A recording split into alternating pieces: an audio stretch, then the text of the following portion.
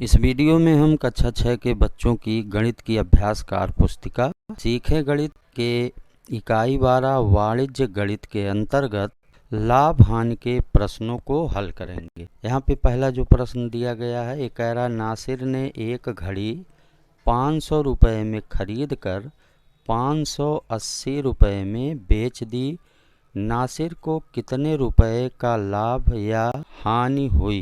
दिया है घड़ी का क्रय मूल्य, ये बराबर 500 है। क्रय मूल्य वह होता है जिस मूल्य पे कोई वस्तु खरीदी जाती है, उसी को हम क्रय मूल्य कहते हैं। जैसे यहाँ नासिर ने घड़ी ये 500 रुपये में खरीदी, तो इस घड़ी का जो क्रय मूल्य है ये 500 रुपये है, तो इसलिए यहाँ लिखा जाएगा घड़ी का क्रय मूल्य बराबर 500 रुपया। फिर इसके बाद घड़ी का विक्रय मूल्य ये 580 है। विक्रय मूल्य वह मूल्य होता है जिस पे कोई वस्तु बेची जाती है, जिस मूल्य पे। तो यहाँ पे नासिर ने 580 रुपये में घड़ी बेची थी, तो ये हो जाएगा विक्रय मूल्य 580 रुपये। लाभ बराबर होता है विक्रय मूल्य ऋण क्रय मूल्य। विक्रय मूल्य 580 है और क्रय मूल्य 500 है। 580 में से 500 घटाएंगे, आ जाएगा 80 रुपये। इसमें नासिर को 80 रुपये का लाभ हुआ है। फिर इसके बाद प्रश्न 2 कह रहा राजेश ने एक भैंस 55,000 में खरीदी, वह कितने रुपए में भैंस को बेचे कि उसे 8,000 रुपये का लाभ हो जाए? तो अब इसमें भैंस का क्रय मूल्य ये 55,000 रुपये है। राजेश ने भैंस को 55,000 रुपये में खरीदा है, ये इसका क्रय मूल्य हो गया। अब इसके बाद 8,000 रुपये का लाभ होने के लिए भैंस का विक्रय मूल्य, तो जिस मूल्य पे राजेश ने खरीदा था उसमें हम 8,000 और जोड़ देंगे, तो जो हमको प्राप्त होगा उसी मूल्य पे जब राजेश बेचेगा उस भैंस को, तो उसे 8,000 का लाभ होगा। तो अब हम भैंस के क्रय मूल्य 55,000 में 8,000 जोड़ देंगे, तो ये आ जाएगा 63,000 रुपया। 63,000 में जब राजेश भैंस को बेचेगा तो उसे 8,000 रुपये का लाभ होगा। फिर इसके बाद प्रश्न 3 कह रहा निम्न कथनों में सत्य व असत्य कथन बताइए। पहला लाभ बराबर क्रय मूल्य ऋण विक्रय मूल्य, तो ये असत्य है। लाभ बराबर होता है विक्रय मूल्य ऋण क्रय मूल्य, तो इसलिए असत्य है। दूसरा है बिना विक्रय मूल्य जाने लाभ या हानि ज्ञात नहीं की जा सकती, ये सत्य है। फिर तीसरा बिना क्रय मूल्य जाने लाभ या हानि ज्ञात नहीं की जा सकती, ये भी सत्य है। फिर इसके बाद हानि बराबर क्रय मूल्य ऋण विक्रय मूल्य, ये सत्य है। हानि बराबर होता है क्रय मूल्य ऋण विक्रय मूल्य, तो ये सत्य है कथन। इसके बाद प्रश्न 4 कह रहा विद्यालय के एक छात्र समूह ने बाल मेले में स्टेशनरी की दुकान लगाकर सामान बेचा। सारणी देखकर लाभ हानि की गणना कीजिए।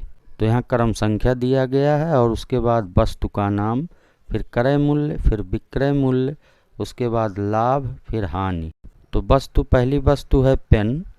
पेन का क्रय मूल्य 8 रुपया है और विक्रय मूल्य 10 रुपया है। तो अगर विक्रय मूल्य ज़्यादा है क्रय मूल्य से तो लाभ होगा, तो इसलिए 10 में से 8 घटाएंगे तो ये 2 आ जाएगा, 2 रुपये का लाभ होगा यहाँ। फिर बी है कॉपी, इसका क्रय मूल्य 13 है और विक्रय मूल्य 15 है। तो यहाँ भी विक्रय मूल्य क्रय मूल्य से अधिक है, इसलिए लाभ होगा। तो 15 में से 13 घटाएंगे, ये आ जाएगा 2 रुपया, तो 2 रुपये का लाभ होगा। फिर इसके बाद अगला है पेंसिल। पेंसिल का क्रय मूल्य 1 रुपया है, विक्रय मूल्य 2 रुपया है।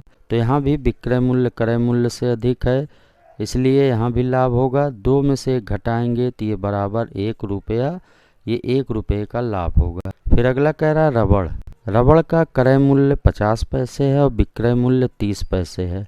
यहाँ पे क्रय मूल्य विक्रय मूल्य से अधिक है, तो इसलिए यहाँ पे हानि होगी। 50 में से 30 घटाएंगे तो आ जाएगा 20 पैसा, यहाँ पे 20 पैसे की हानि होगी। फिर स्केच। स्केच का क्रय मूल्य 2 रुपया है और विक्रय मूल्य 1 रुपया है। तो यहाँ भी विक्रय मूल्य क्रय मूल्य से कम है, तो इसलिए यहाँ भी हानि होगी।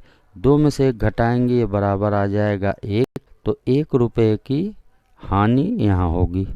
फिर इसके बाद प्रश्न 5 है, दुकानदार ने एक किताब 250 में खरीद कर 300 रुपये में बेची।